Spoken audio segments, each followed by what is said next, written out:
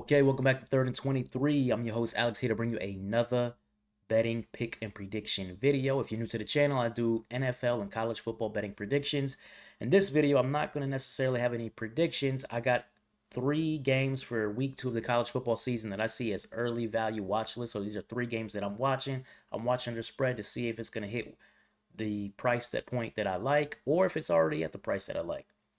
Also, notice in my ATS record, 2-4. I had a 1-3 weekend, so it didn't go well. So if I'm gonna hit 60%, my goal is 60%. I gotta turn things around. Hopefully, we turn it around here in week 2. So let's go ahead and get into it. Let's look at the 3 games that I got for you that I'm looking at. First, starting off with Illinois visiting Duke.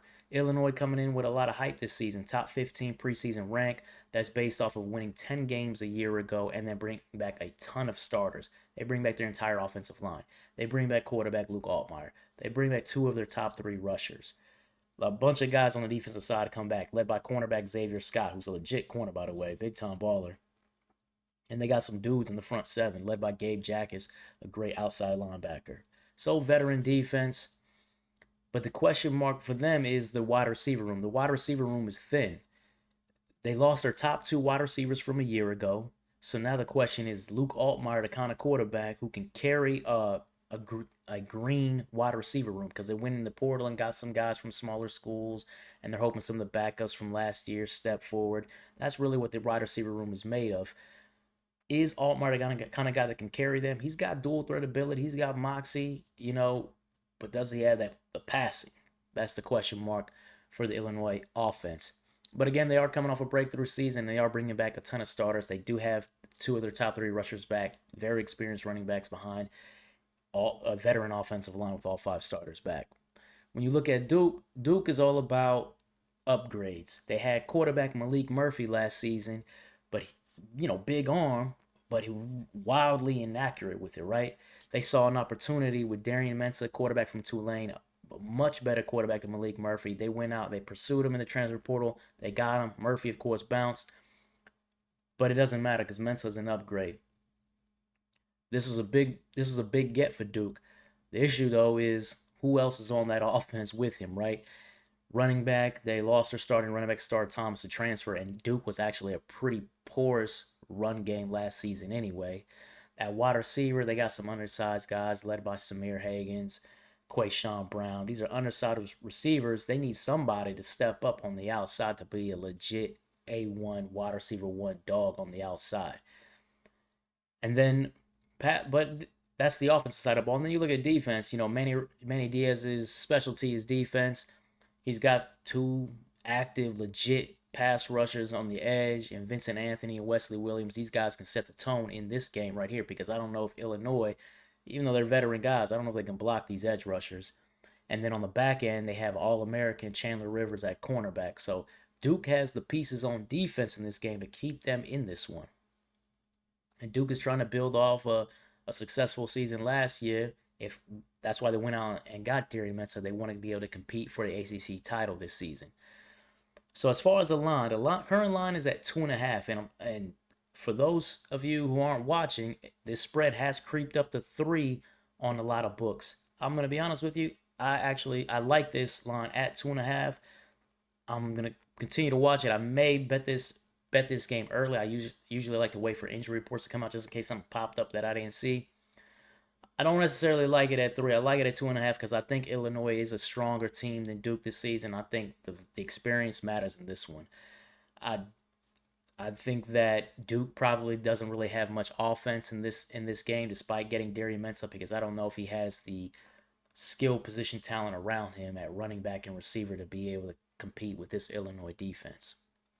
So this is one that I'm going to be watching, but I may already jump into this and grab Illinois and lay the 2.5. More on that in the later. Oh yeah, I'll do my usual best picks and predictions later in the week, as I typically do. But anyways, the next game we're going to is Ole Miss, Kentucky. This spread is at 10, and I've seen 10.5 already, so it's starting to go up with Ole Miss favored. This game is going to be in Kentucky. When you think about Ole Miss, you got to think about transfer portal, right? Because that's Lane Kiffin's specialty. He goes into the transfer portal and he gets a bunch of guys and he revamps his roster. And this year is no different. Outside of quarterback, Austin Simmons was the backup last season. He's the starter this year. There's a lot of hype around him, so it's time to see if he's really worth the hype. But as far as everywhere else, running backs, receivers, completely revamped, new guys everywhere. They lost some studs, especially Trey Harris at wide receiver, one of the best receivers in the country. But, they go into the portal and they get guys like Deshaun Stribling and some others. So they got some legit guys in the portal at receiver, at running back, and offensive line to keep this offense clicking. But then on defense, you see the turnover also. They lost a bunch of guys in the secondary, lost their Walter Nolan and J.J. Pegues at defensive tackle, so they had to replace guys there up front. So they went into the portal again and and replaced them there.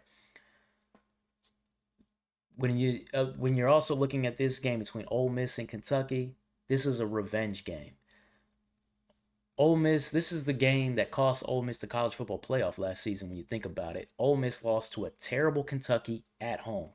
They beat Kentucky, and despite the loss to Florida, I still think Ole Miss gets in over SMU at the end of the season.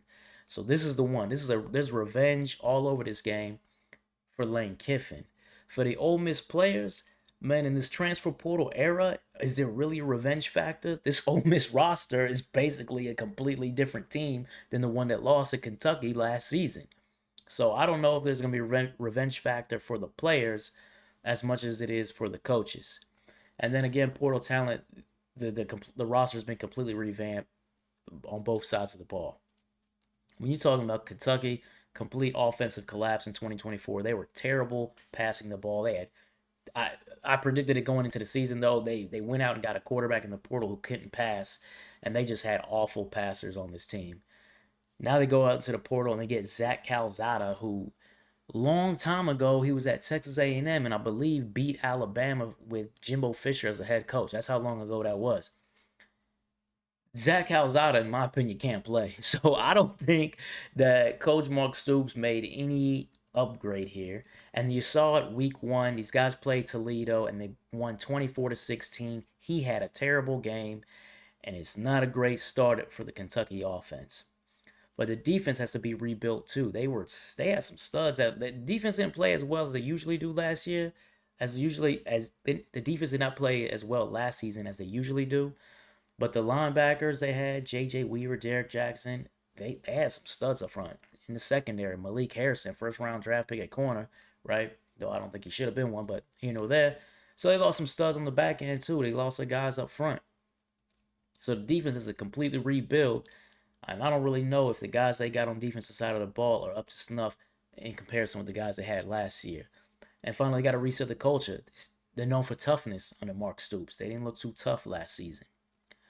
So that's what Kentucky's got working against them. But when I look at this line, this is one where I would like to see this get into single digits. So I'm going to wait for later in this week to see if this can come down to maybe 9.5. The Ole Miss talent far outweighs what's on Kentucky's roster. But it did last season, and Ole Miss was at home.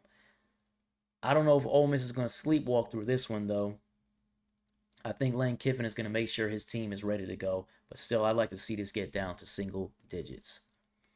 And moving on to the final game that I'm looking at this week, at least in this video, I'm looking at some others as well. Oklahoma State visiting Oregon. Oregon is a 27.5-point favorite. Now, I usually don't do big spreads, or for the most part, I don't like to do big spreads. But this is one that I may look into.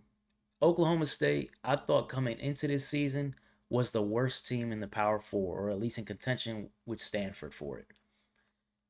This team was terrible. They were an atrocious run defense last season, and they had dudes. They had good players in the front seven. Why did they stink? I have no idea.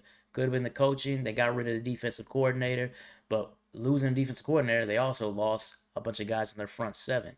So now they had to revamp that roster in the front seven, and they're terrible. They don't have dudes up front anymore. They don't have linebackers. They don't have secondary players. And they go out and get Todd Grantham with his blitz-happy scheme with a bunch of guys who probably wouldn't start at 95% of the Power 4 rosters out there. And then Todd Grantham is also, he might be past his prime. I mean, there was once upon a time Todd Grantham was the DC for some big name schools. Last time he was a DC was for Florida in 2021, but he got ran out of town. His scheme just didn't work. It's ultra aggressive and it will make some negative plays, but it leaves some things open on the back end, and that usually gets him in some trouble.